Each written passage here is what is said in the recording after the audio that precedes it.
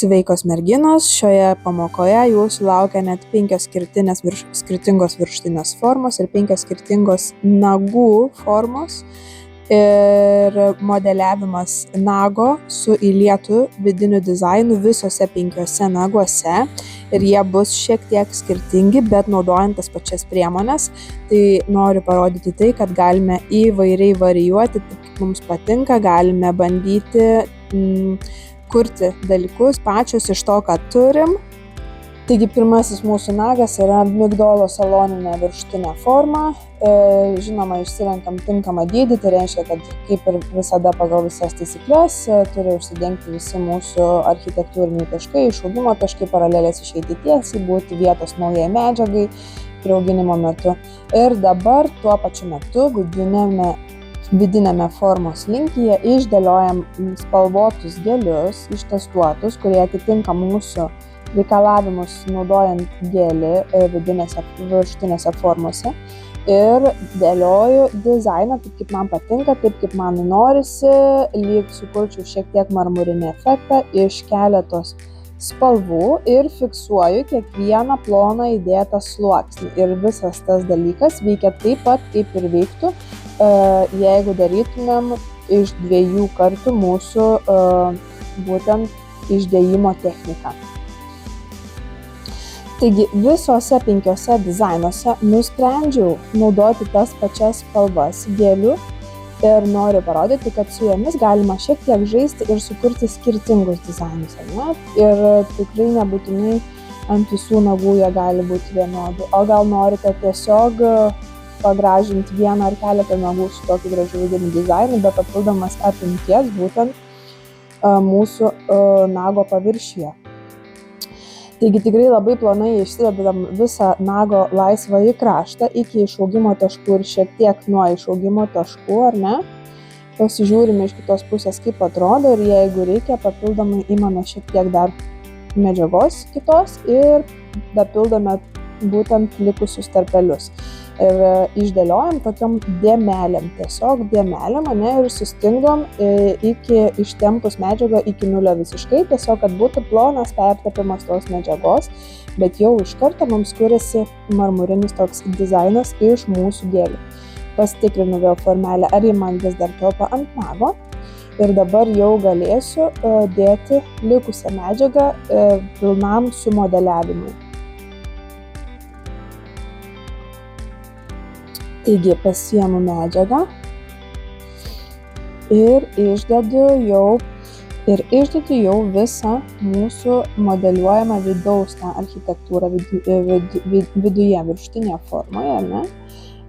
Žinoma, pasižiūriu, tiksliau galvoju, kiek tos medžiagos reikia mums vidinėje pusėje ir kaip reikia teisingai sumodeliuoti pagal mano neutralų nago tipą, ne? Kur tos medžiagos reikia daugiausiai, kur jos beveik nereikia. Ir jeigu matau esamus burbuliukus, tai būtinai pasišalinam, ar ne? Neišdedam iki kutikulinės zonos galo, tam, kad neišbėgtų, neištrykštų mums niekas, taip. Ir spaudžiam kutikulinėje zonoje šiek tiek toliau. Jeigu matom, kad yra nepakankamas kiekis medžiagos, tai prisispaudus matosi oro burbuliukai, tai būtinai išsitaisom viską, ar ne? Jeigu matom, kad šiuo atveju pas mane buvo plaukelis, tai irgi neužfiksuoju, neužstingdu, o tiesiog nutraukiu nuo nago ir vėl iš naujo išdedu medžiagą. Iš naujo uždėjus medžiagą, taip, nuvalius kutikulinę zoną. Dabar jau statysim formelę ant nago. 45 laipsnių kampu nuleidžiu, ar ne? Ir fiksuoju, nuleidus iki apatinių paralelių ir uždengtus mūsų išaugimo taškus, kai jau turim, jau fiksuoju kutikulinę zoną. Būtinai užfiksavus kutikulinę zoną, galima šiek tiek net atsitraukti, kol gėlis dar yra pakankamai minkštas nuo kutikulinės zonos, jei yra kažkoks pabėgimas, ar mini, ar nemini. Ir tada susitvarkau panagę. Panagę būtinai susitvarkom, neužpolimerizuojam pilnos būtent šitos panagės, jeigu mums yra kažkokių pabėgimų ir prilipimų. Taip? kadangi jau yra dengtas vienas sluoksnis, tai nebijau ištraukti medžiagos iš būtent mano panagės, būtent laisvojo krašto ir tarp medžiagos. Nes jau turiu tenais pakankamą kiekį medžiagos, ar ne? Einam prie kito modeliavimo nago. Taigi dabar imsim coffin formą, darysim šiek tiek ilgesnį ir padarysim tą baleriną. Ir vėlgi imu tas pačias medžiagas, tas pačias spalvas, tik tai dėlioju, ne, šiek tiek galbūt kitaip. Tai jau čia yra fantazijos reikalas, kaip mes galime išdėlioti, ne? Šiek tiek dabar dėsiu skersai tokias juosteles, skirtingų spalvų ir vėl turėsim naują vidinį dizainą. Nepamirškim, kad kai modeliuojam viršutinėje formoje, ypatingai jeigu norim balerinos, mums balerina reikalauja ilgio, todėl trumpų nagų balerinos nebūna. Ir taip ir turėtumėm pasakyti savo klientam.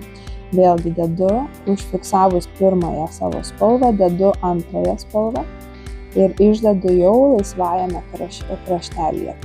Ir taip vėlgi kuriu dizainą, nepamirštam, kad mūsų visi sluoksniai yra tikrai itin ploni, kad galėtumėm uždėti formą ir mums netrukdytų, ne, prispausti prie nago teisingai ir sumodeliuoti teisingą architektūrą uždėjimo metu taip pat. Na ir svarbu, žinoma, yra turėti idėją. Dirbam tik pagaliuku, taip, neimam jokių būtent šepetėlių, kad mums neprisidarytų dar daugiau burbuliukų. Labai paprasta ir lengva yra dirbti pagaliuko būtent plokščiu paviršiumi.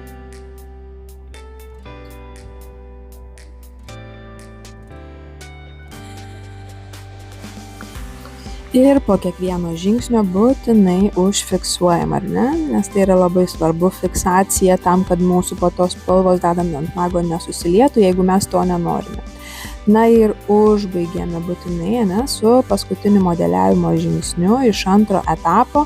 Pratepam labai plonai visas sienas iki pat būtent apatinių paralelių, ne, ir būtinai išaugimo taškus uždengiam.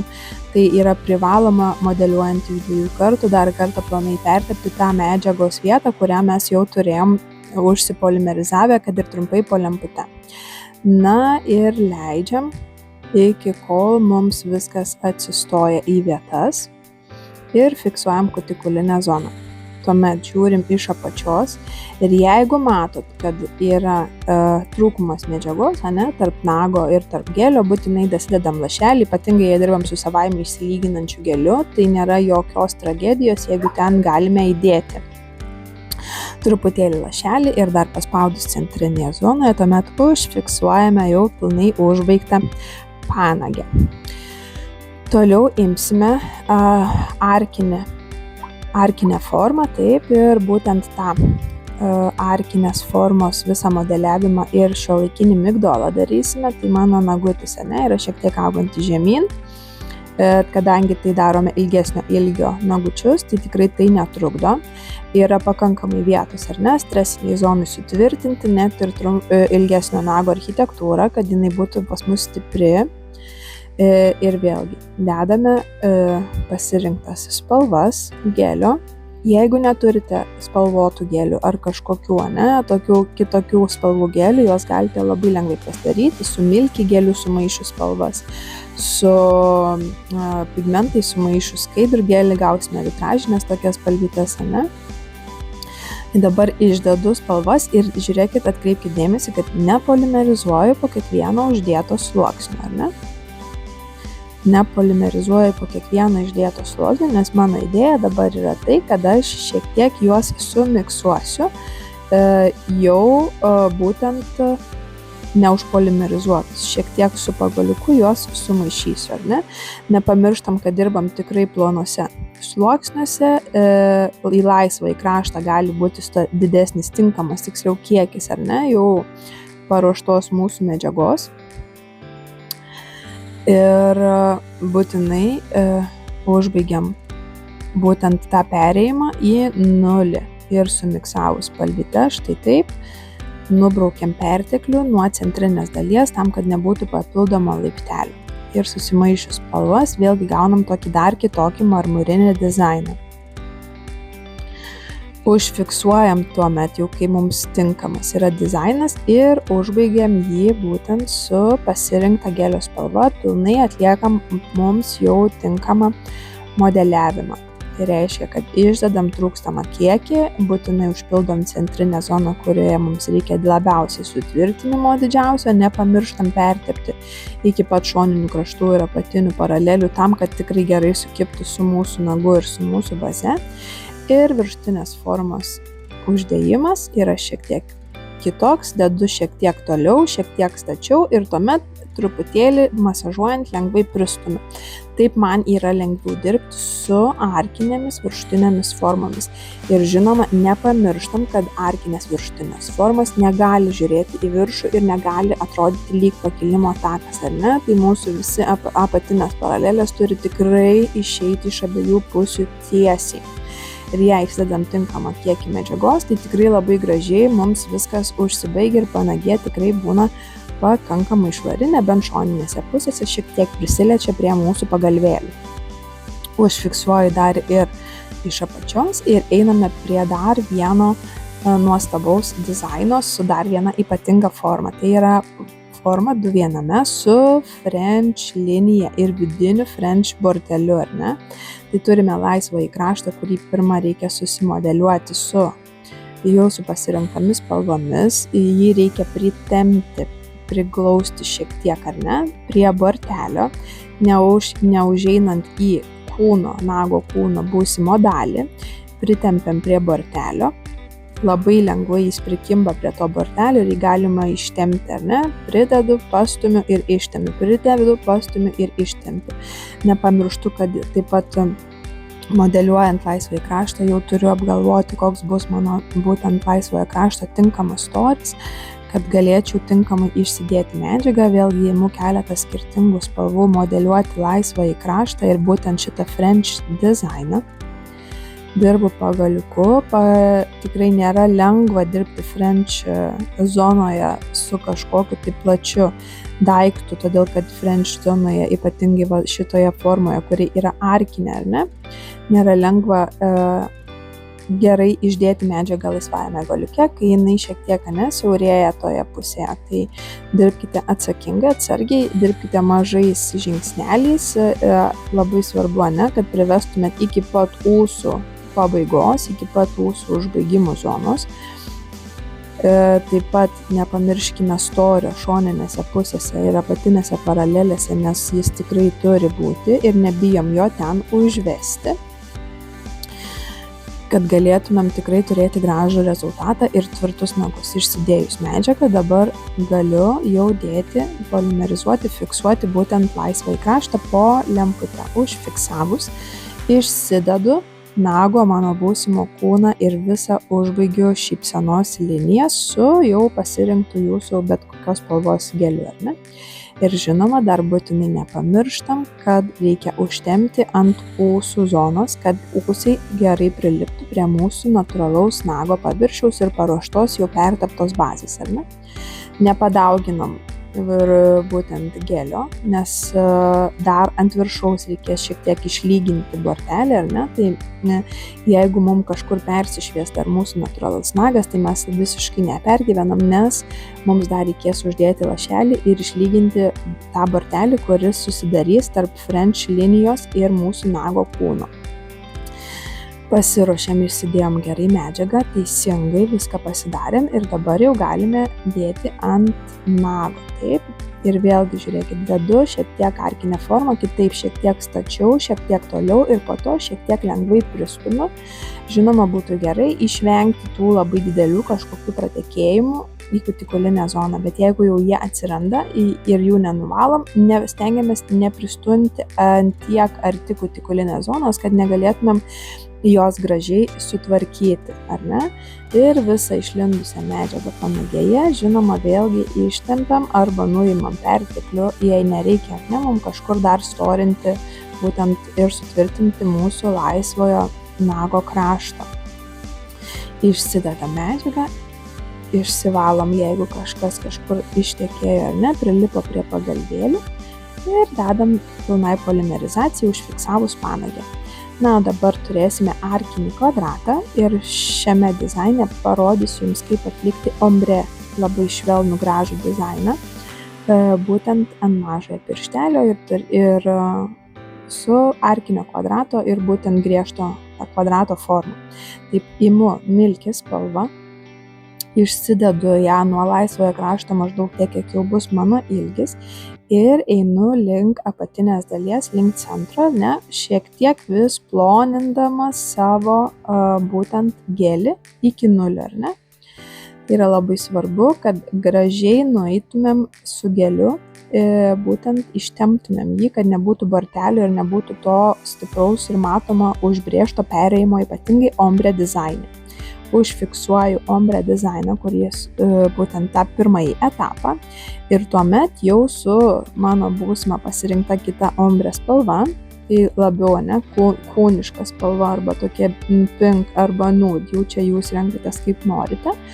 Užbaigiu modeliuoti mano visą vidinę architektūrą ir mano visą tą užpildymą viršutinės formos būtent iš vidinės pusės. Užbaigiu modeliuoti, susidedu medžiagą taip, kaip reikia, pasitikrinu, ar mano ombre atrodo gerai ir tuomet vėlgi arkinę formą dedu šiek tiek tiesiau, ar ne, apsivalau, kur reikia ir fiksuoju kutikulinę zoną.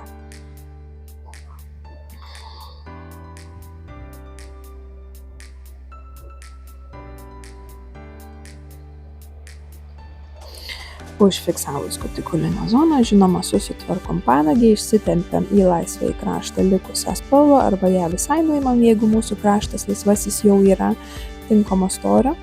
Ir tuomet dėsime į pilną polimerizaciją. Po pilnos polimerizacijos, žinoma, nusiėmam visas viršutinės formas, paspausdami iš šonų ir įleisdami šiek tiek oro, kad mums lengvai nusimtų formelės. Taip pat parodau, kad panagės tikrai gavosi neblogos, nors ir ant savęs daryti tikrai nėra lengva.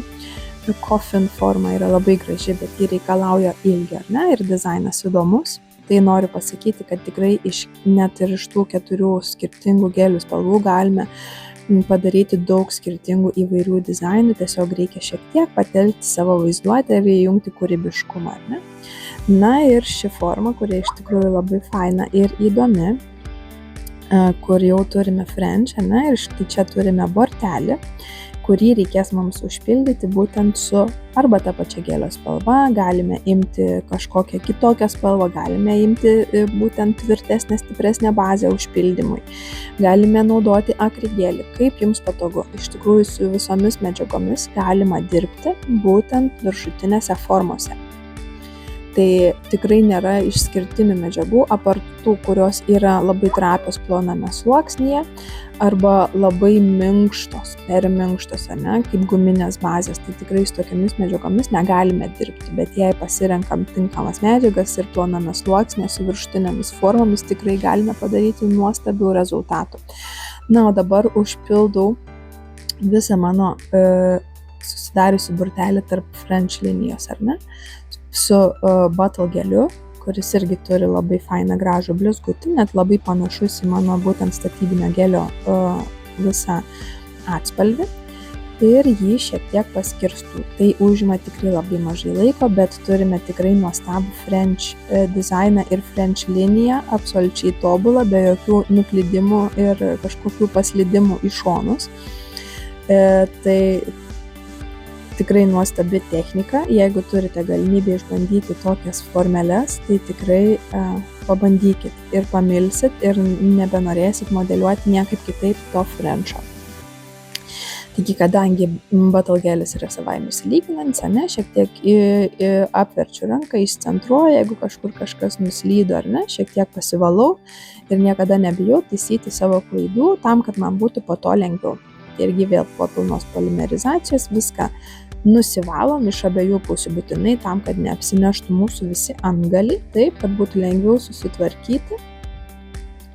ir būtent susiformuoti mūsų nagų visas formas ir suteikti joms tas tikrai gražias, teisingas formas, neperdildžiuojant paralelių, neperdildžiuojant šoninių pusių, ne? Kad mūsų visas laisvasis kraštas turėtų aiškę, suprantamą formą, taip kaip ir turi jį atrodyti skirtingose formose, ar ne? Nusivalius labai gerai lipnumą, apsieinam būtent kutikulinę zoną. Kutikulinę zoną galite tvarkytis tiek su kietmetalio antgaliu, tiek su deimantiniu, jei jis yra labai plonas tas laiptelis, tiek su būgneliu. Realiai viską renkatės pagal savo patogumą ir taip, kaip jums yra patogiau, ar ne? Tai reiškia, kad kiekviena meistrė turi savo mėgstamus antgalius, žino, kaip juos valdyti, žino, kaip juos pakreipti tam, kad būtų mūsų rezultatas tikrai geras. Tai didžiąją dalį tikrai nueinu su būgneliu, o po to, jeigu dar reikia, kažkur apsieinu su kokiu mažu karbidiniu antgaliu plonu, kad man tiesiog tikrai būtų viskas išsiėmę ir kad nebūtų kažkokių atšokimų, pabėgimų ar dar kažkur po odelėmis, tikrai viską atsiveriam ir apsižiūrim ir nepaleidžiam kliento, jeigu nesam įsitikinę, kad mes tikrai gerai sutvarkėm kutikulinę zoną, nes kutikulinėje zonoje ir būtent šoninėse pusėse, jeigu tik nesutvarkom visų, pirmiausia, ten turėsim tuos pirmosius atšokimus, net ir jau ir po keletos dienų aiškiai matomus. Tai jeigu dar tai yra dengta ne su spalva, o palikto gelio spalva, tai tikrai galim turėti matomų iš karto atšokimų ir atskilimų nuo pat kutikulinės zonos jau po keletos dienų. Jeigu tai yra su spalva dengta, žinoma, klientai to nemato, bet kai nemato, tai tada jie dar labiau didėja, ar ne, ir galime net ir pasigauti ir pelėsį kažkokį, tai ir onicholizę, ir pasiplėšti labiau, ir nešvarumų daug prileisti ir panašiai, nes tai yra puikiai terpė kauptis mikrobams ir mikroorganizmams, ar ne? Ir dabar būtinai dar susišlifuoju mano šypseną, kurią išsidėjau papildomai tam, kad sulyginčiau būtent tą bortelį, kuris buvo atsiradęs. Tai vėlgi būgnelio pagalba, švelniai, nepakeičiant architektūros, ar ne, tik sulyginant ir suteikiant galutinį jau vaizdą nagui. Viską sušlifuoju taip, kaip reikia, pagal visas taisyklės, ar ne, palieku, nenuimu visiškai apekso, bet ir jis neturi būti didelis. Taip pat būgnelio pagalba galiu ir laikydama 45 laipsnių kampu nusiimti ir mūsų laisvojo krašto galiuką ir užbaigti iki pat tobulo suėjimo šypsenos, ne? Tai tikrai iš tikrųjų fainas dalykas tas būgnelis ir jeigu kažkas nemokate dar su juo, neįvaldėte jo, tai tikrai pasistengkite ir įvaldykite, nes tikrai tai sutaupo jūsų ir rankų, ir laiko, ir darbo, ir sunkumų kažkokių, ir riešų apkrovos, ar ne? Na ir paskutinis pirštelis, kurį tvarkome, tai yra tas ombre variantą ir aš šitą ombre įlieto variantą labai mėgstu, jis labai gražus, labai švelnus tas perėjimas būna, ar ne? Jeigu kažkas mėgsta tikrai jau baltą tą galiuką ombre būtent, tai tada galime pasitelkti papildomai dar šiek tiek, ne? Arba aerografą, arba kempinėlę, jau su kuo dirbam ir kaip jau sugebam tą ombre užbaigti. Bet tas pirminis jau iš karto duoda mums gerą vaizdą ir gerą rezultatą ir tikrai klientai kartais nenori tų didelių kontrastų būtent ant mūsų nagučių. Taip pat susitvarkom būtinai bortelius šoninėse pusėse, nusiimam ilgius, ar ne, tai irgi visi šiuolaikiniai migdolai, ar ne, kuo gulsčiau laikysim dildę po nagu, tuo smailesnį galiuką turėsim, ar ne? Tai reiškia, kad nuo 45 laipsnių ir žemyn, tai ir 30 laipsnių, 20 laipsnių dildę laikant, tuo smailesnį galiuką turėsim, ar ne? Būtinai žiūrime ir iš priekio, kad mūsų galiukas nebūtų viena pusė aukščiau, kita žemiau. Štai atėjo ir coffin formos eilė, tai jau čia nuimama, būtent statmenai. Ir šiuo būtent mūsų saloninis migdolas. Ir aš labai mėgstu saloninius migdolus ir juos ilgesnius. Jokių būdų nedarau migdolų trumpų, nes tai yra tiesiog techniškai ir architektūriškai neteisingai ir nėra tikslo daryti. Tai nors klientai tai mėgsta, bet iš tikrųjų jau baigiu visus klientus apšviesti ir išaiškinti, kame čia blogumas, ar ne?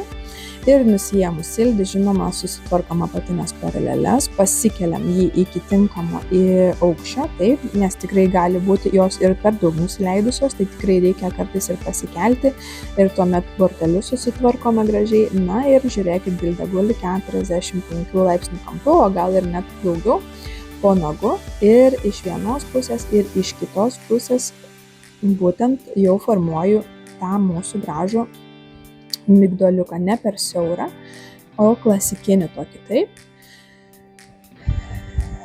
Būtinai einam iš vienos pusės link centro, iš kitos pusės link centro ir tuomet jau centrinėje dalyje viską sufiksuojam, sumodeliuojam į vietas, ar ne, pasižiūrim iš šono, ar apatinės paralelės dar nenusileido, kai nusiėmė dar papildomo ilgio, nes dažnai tai būna, kad apatinės paralelės dar šiek tiek nusileidžia tuomet, kai mes nusiėmam ar susitvarkom formą ir ilgį. Taigi coffin forma yra labai panaši būtent į migdolo formą, tiesiog su absoliučiai stačiu, 90 laipsnių kampu nuimtu laisvuoju kraštu ir galiuku. Tai būtinai dar susitvarkom ir šoninės pusės ir buvusius bortelius. Nepamirštam ir apatinių paralelių. Tai pasikeliam apatinės ir pasižiūrim, kad abi apatinės paralelės būtų viename lygyje. Tai yra labai svarbu ir architektūriškai turime išlaikyti vienodas arkos, būtent aukščius, ar ne, ir iš vienos, ir iš kitos pusės.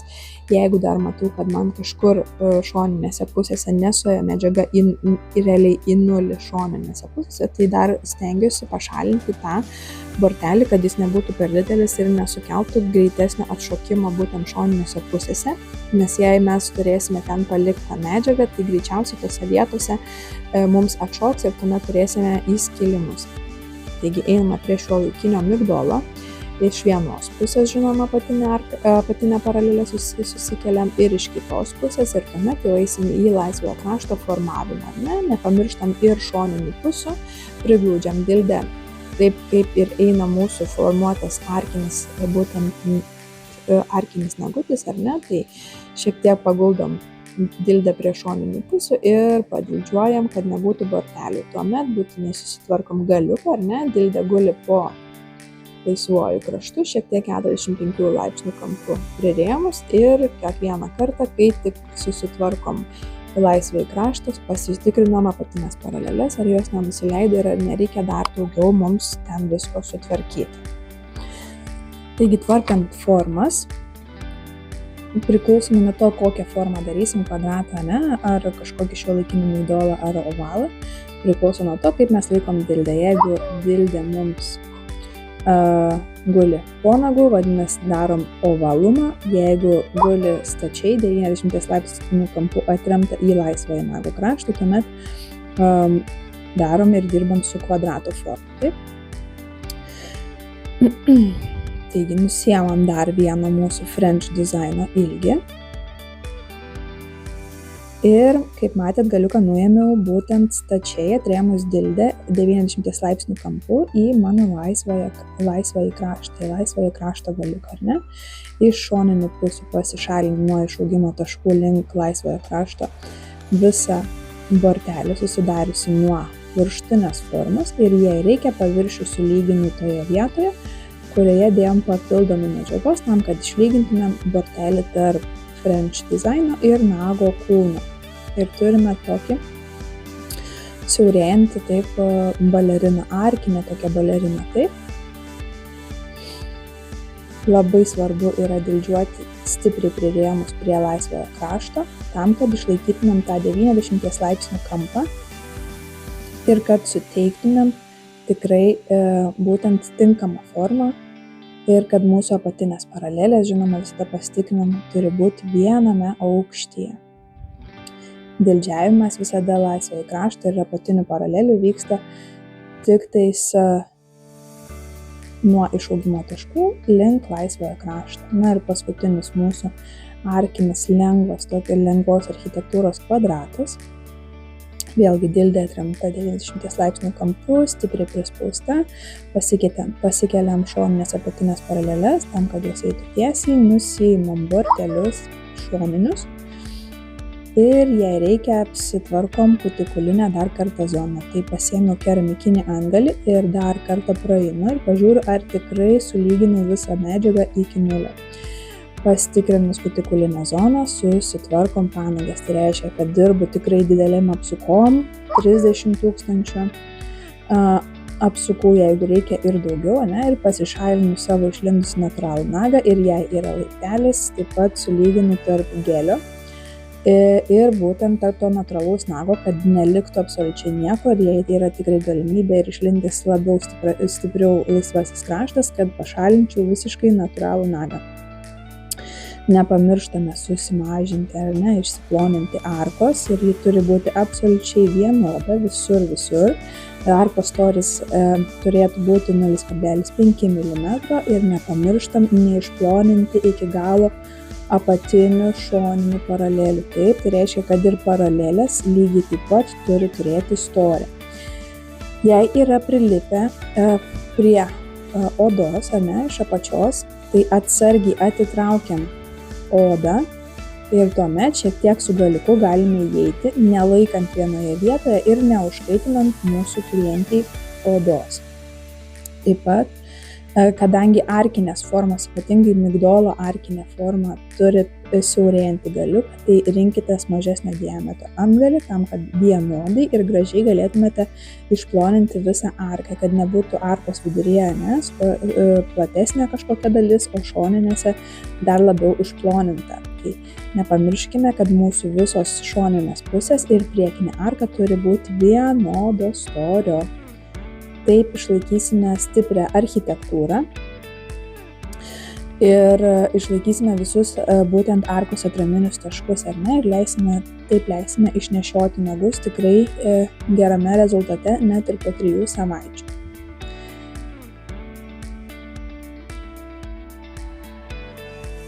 Išsiemam natūralų nagą, būtinai vėlgi neišploninam apatinių šoninių paralelių ir net nesvarbu, kiek siauras yra mūsų laisvasis kraštas, kuo siauresnis laisvasis kraštas, tuo plonesnio diametro antgalį renkamės ploninimui ir visos panagės sulyginimui.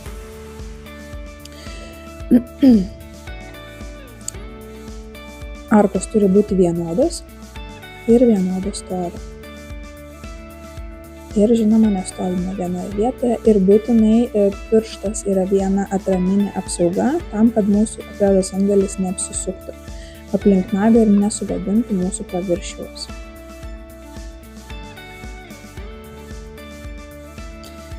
Tikrai galime vaikščioti su plonomis arkomis ir tikrai lengvais ir plonais nagais, jei pasirenkame teisingas medžiagas ir išdedame teisingai architektūrą. Tai reiškia, kad viduje viršutinės formas sumodeliuojame teisingai. Taip?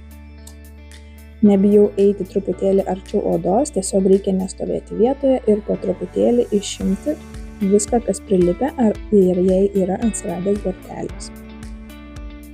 Ir žiūrėkit visiškai tiesiai, paguldau visiškai gulsčiai antgalį ir mano antgalis dirba visu plotu, būtent kuris yra mūsų frezos dirbamojoje dalyje,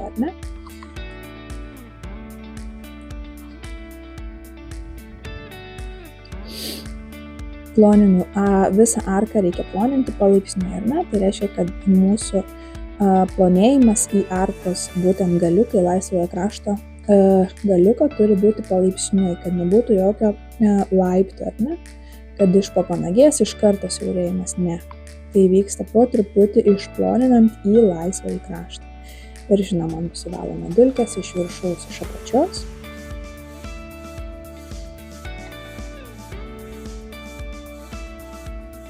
Ir turime ovalą.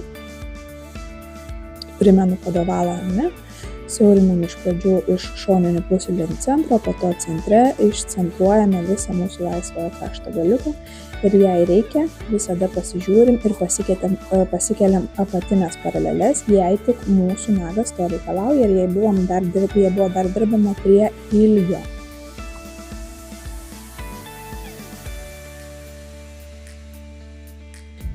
Ir toliau turime labai gražią, pakankamai ilgio baleriną, bet tai labai lengvos architektūros, nuožulniai ir nuosekliai siaurėjanti, tuomet turime arkinį migdolą šiuolaikinį. Pridėjus ar ne dildę turime matyti, kad dildė pilnai prisispaudžia 45 laipsnių kampu prie mūsų laisvojo krašto, ir jeigu taip dar nėra, tai tikrai stengiamės tai padaryti, kad abi šoninės pusės būtų gražiai suvestos ir iš vienos pusės, ir iš kitos pusės link centro. Ne?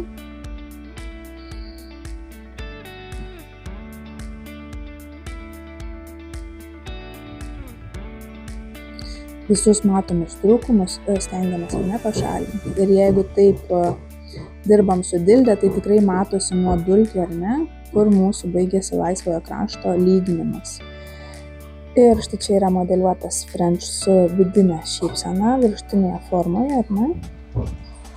Vėlgi tikrinant, visada pasitikrinam šoninės pusės, pasitikrinam būtinai priekinę arką, ar ji yra vienodo storio, ar ji atlaikys mūsų visą spaudimą, visą nešiojimo metu.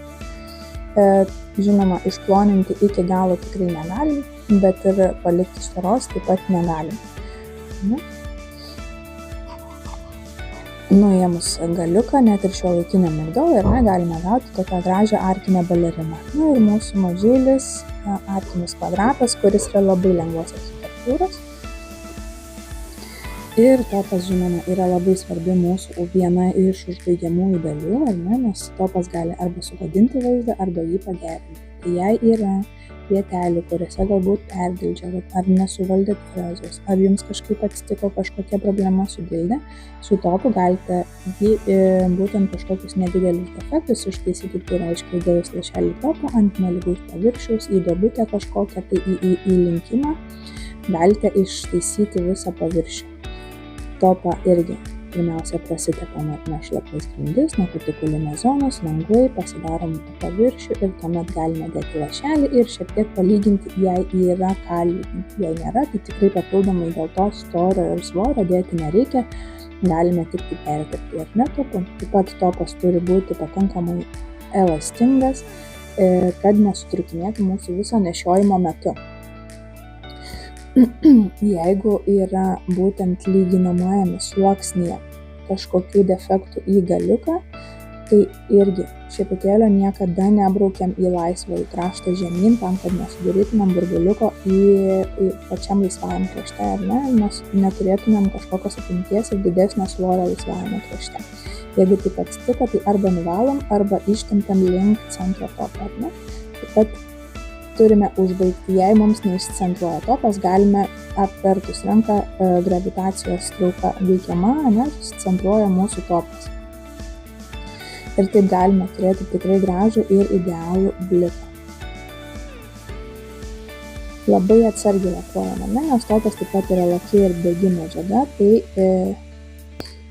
topas yra laki medžiaga ir jinai tikrai gali subėgti į kutikules, ypatingai jei yra topas skystesnis ir labiau takus, ar ne, tai turime dirbti ir greičiau ir labiau apversti galbūt ranką, ar ne, po to būtinai labai greitai sužiūrėti bliką ir tada jau bėgti greitai į lempą tam, kad pilnai užpolimerizuotumėm. Ir topą rekomenduoju bent vieną kartą išlaikyti visas 60 sekundžių dėl gero išnešiojimo. Po topo vienas iš paskutinių mūsų etapų, tai yra formos užbaigimas, įrėminimas nago ir švarios formos palikimas jau klientui nešioti visą likusį laiką iki kitos korekcijos. Tai bent 0,5 milimetro, ar ne, pasistengime pasilikti ilgesnius ilgius, tam, kad galėtumėm nuimti būtent topo mūsų perteklių, jei susidarėm galiuko, kad nebūtų tos apimties ir mūsų forma būtų aiški ir suprantama, o ne kažkokia dirbtinai, ar ne, atrodanti ir išstorinti, ypatingai į laisvąjį kraštą. Apatinės paralelės taip pat turi savybę apsigaubti šiek tiek su topu, ar ne, tai ir apatinė paralelė šiek tiek keliais judesiais dildės tiesiog nusiimame. Ir štai turime tokį rezultatą. Dabar visos 5 formos, saloninis migdolas, kofin arba balerinos ilgesnė forma, šiuolaikinis migdolas ir šiuolaikinė iš šiuolaikinio migdolo padaryta tokia arkinė balerina, ar ne, siaurėjanti forma. Ir žinoma, mūsų arkinis klasikinis, toks gražus, lengvas kvadratas. Tai būtinai odelio aliejus priežiūrai po mūsų intensyvaus darbo aplink odeles taip pat yra būtinas. Ir nepamirškite nuvalyti pertekliaus aliejaus, jei norite daryti gražias nuotraukas. Tikrai aliejus, žinoma, maskuoja daug netobulumų, bet taip pat ir gadina vaizdą nuotraukose. Tai tikrai pasistengkite su kažkokiu klenseriu papildomu, kuris turi šiek tiek alkoholio, ar ne, puikiai nusivalo visas aliejaus perteklius būtent ant nago.